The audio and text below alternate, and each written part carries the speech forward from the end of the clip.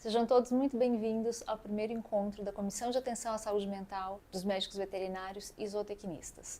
Nesse primeiro encontro, nós temos o professor Jorge Falcão e a doutora Bianca Grezelli, psicólogos que atuam na área de saúde mental, no trabalho e na medicina veterinária. Eu sou Ingrid Ataíde e vou acompanhar vocês nessa conversa sobre saúde mental e atuação profissional. Bianca e Jorge, fiquem à vontade para se apresentar, por favor. Bom, muito bom estar aqui com vocês. Eu sou a Bianca, sou psicóloga, também professora e pesquisadora, com uma experiência especialmente na área de saúde mental do médico veterinário. Então, eu sou Jorge Falcão, eu sou psicólogo do trabalho. Trabalho no Rio Grande do Norte, na Universidade Federal do Rio Grande do Norte, num grupo que se interessa basicamente por essa dupla função do trabalho, que é prover saúde e, eventualmente, provocar doença. A gente tem se preocupado muito com a situação da saúde mental do médico veterinário e do zootecnista. Muito tem sido dito na mídia e a nossa ideia hoje é conversar qual é o impacto do trabalho nas nossas vidas. Será que é o trabalho que está nos adoecendo ou a gente precisa ter algum cuidado maior com a nossa profissão, com a nossa escolha? Para começar, Jorge, eu quero te perguntar, o que é trabalho e por que ele é tão importante para a gente? Essa questão é central, é fundamental, Ingrid. O trabalho, que para a maior parte das pessoas, ele responde por essa questão fundamental do nosso funcionamento, que é a capacidade de pagar os boletos, a nossa inserção mesmo na vida social, o poder de compra. Ele é um identificador social. Então, é muito frequente que nas ocasiões sociais a gente, como você disse uma vez num vídeo que você fez muito belo, a gente diga o nome e diga na sequência o que faz, né? Isso nos define, isso nos coloca no mundo. Então o trabalho, ele tem essa dupla função. O trabalho, ele por outro lado, ele tem uma possibilidade de nos trazer preocupação em função de sua intensificação, ou seja, aquilo que a gente faz de mais, mas também em função do que a gente faz de menos. O trabalho pode nos trazer comprometimento por conta de que algumas coisas que a gente gostaria de fazer, a gente não faz, a gente não consegue fazer. Então, isso é um aspecto também importante a considerar, né, esse processo de precarização da atividade de trabalho. O trabalho é importante porque é parte da nossa identidade e ainda assim a gente esbarra em alguns aspectos. Bianca, em que o médico veterinário esbarra no seu trabalho? Olha, para a gente pensar em esbarrar, eu acho que tem uma questão principalmente com relação à dificuldade de colocar limites, muitas vezes, né? A falta de preparo com relação ao lidar com pessoas, lidar com os clientes e com pessoas da equipe também, porque muitas vezes a gente fala lidar com pessoas e só pensa nos clientes, mas a gente esquece que os veterinários também trabalham muito em equipe. Então, o que tem a ver esse lidar? Envolve demandas emocionais, envolve falhas na comunicação que são muito frequentes, assim como é uma profissão que lida no dia a dia, quando a gente fala da veterinária clínica, né? Com perder pacientes, com vidas, como eles mesmos colocam a sensação de ter vidas nas mãos. E o quanto estão preparados para isso? Acho que essa é a grande pergunta da gente fomentar com relação à área da medicina veterinária. Assim como também, qual que é o papel do médico veterinário diante da sociedade? Como a cultura enxerga o médico veterinário? E isso impacta também, como a gente tem visto, a atuação do médico veterinário no dia a dia, na sua rotina. E aí, Jorge, me lembrar algo que você sempre traz muito pra gente, que é sobre o trabalho prescrito e o trabalho realizado. Então, como é que fica dentro dessa fala da Bianca? O que é o trabalho do médico veterinário? Onde você acredita que pode estar acontecendo aí esse momento de desarmonia ou de dissonância que tem trazido tanta preocupação? Aquilo que a gente faz no trabalho, em que a gente se insere, tenta responder aquilo que se pede que a gente faça. Aquilo que se pede que a gente faça é o trabalho prescrito. Aquilo que a gente faz é aquilo que a gente consegue fazer com os meios de bordo, com o que a gente tem as mãos para fazer, que é o trabalho efetivamente realizado. Entre um e outro, há sempre um gap, há sempre um distanciamento, que tanto pode ser um distanciamento benéfico, porque ele gera novidade, ele gera que você agregue alguma coisa que não estava prevista ao trabalho. Isso é bom. Mas pode trazer também dissonância, pode trazer também, em certa medida, a reação de quem prescreveu o trabalho e diz, olha, não foi isso que eu pedi para você fazer. E isso também tem a ver com a avaliação que o próprio trabalhador faz, em que medida o que eu fiz corresponde àquilo que pediram que eu fizesse, àquilo que eu deveria ter feito, aquilo que eu acho que um bom profissional deveria fazer. Isso, eventualmente, é fonte de sofrimento para o trabalhador. Eu não estou dando conta, na minha realização do trabalho, daquilo que foi prescrito para mim e para um bom veterinário, ou para um bom professor, ou para um bom piloto de aviação. Então, essa reflexão interna do que é que eu faço, do que é que eu tenho feito e do que é que eu deveria fazer, do que se espera que eu deveria fazer, é fonte, eventualmente, de sofrimento interno, de estresse para o trabalhador. Não sei, Bianca, como é que tem chegado para você no consultório, e você e Jorge, então me confirmem, mas na medicina veterinária a gente lida com isso, também na zootecnia, com muito do que a gente não pode controlar dentro do que nos é exigido. Então a gente não consegue controlar, no caso do pessoal de pequenos animais, como os responsáveis vão cuidar desses animais depois que saem da nossa clínica, consultório, cirurgia. Pessoal que trabalha com grandes animais, com produção animal, seja médicos veterinários ou tecnistas, lidam com sazonalidade, com incertezas sobre intempéries, sobre, enfim, respostas que não nos cabem. O pessoal que trabalha com inspeção lida com as pressões da fiscalização. Como você vê esse cenário, como você vê esse gap exatamente entre o que o profissional se formou para fazer e o que está sendo exigido dele?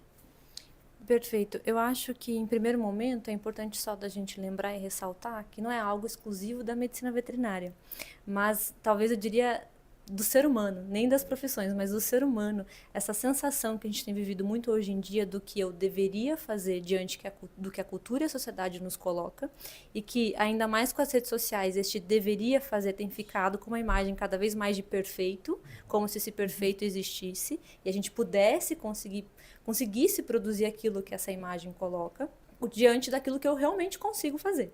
Então, este primeiro ponto, ele não é exclusivo da veterinária. Acho que é exclusivo de nós, pessoas, seres humanos, né?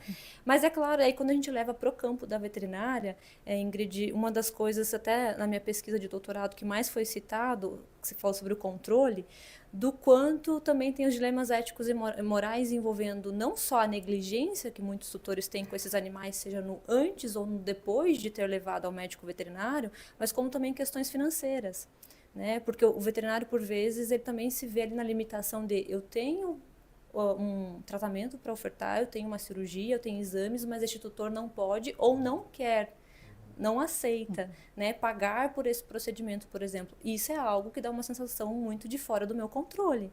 Ou quando você tem determinadas visões éticas e morais e o local em que você trabalha não está em consonância com isso.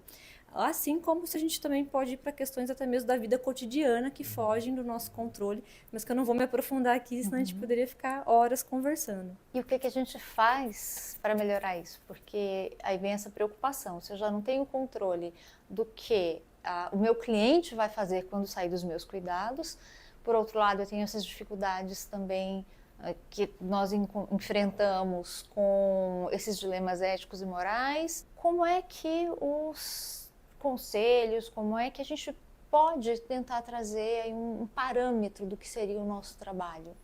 Eu acho que essa questão é excelente, porque ela vai ao encontro de um ponto que nós, na vertente que nós temos em relação ao trabalho, defendemos, que é assim, um caminho frutífero para enfrentar essas situações precisa nascer de um debate no coletivo de trabalho. Então, ao invés de buscar soluções nos experts ou buscar soluções em fontes externas, a busca de um caminho em que as condições de trabalho melhorem deve nascer daqueles que estão envolvidos diretamente com este trabalho. Então, eu costumo dizer que quem sabe melhor das condições de trabalho é o próprio trabalhador. Então, o debate dessas situações no contexto de trabalho, que, retomando um ponto que Bianca mencionou que é importante, que é essa convocação a uma produtividade desumanizante e exacerbada, uma produtividade que muitas vezes desrespeita parâmetros do bem-fazer, mas é preciso fazer mais em função, muitas vezes, de uma rentabilidade. Isso é algo que, inclusive, nos coloca em debate com outras forças representativas do funcionamento social, como é o caso dos sindicatos, mas é inescapável. E esse debate é importante. É claro que os especialistas têm sua contribuição a dar, mas, repito, a abordagem dessa questão ela tem uma perspectiva muito mais rica de um encaminhamento real para essa situação quando ela é feita com outros que estão envolvidos na mesma situação. Isso tira cada trabalhador da solidão, tira cada trabalhador daquela situação assim, isso é uma coisa que eu estou vivendo, não, isso é uma coisa que nós estamos vivendo. E isso é bom também para o próprio ofício como um todo, porque é desse nós que esse ofício se alimenta.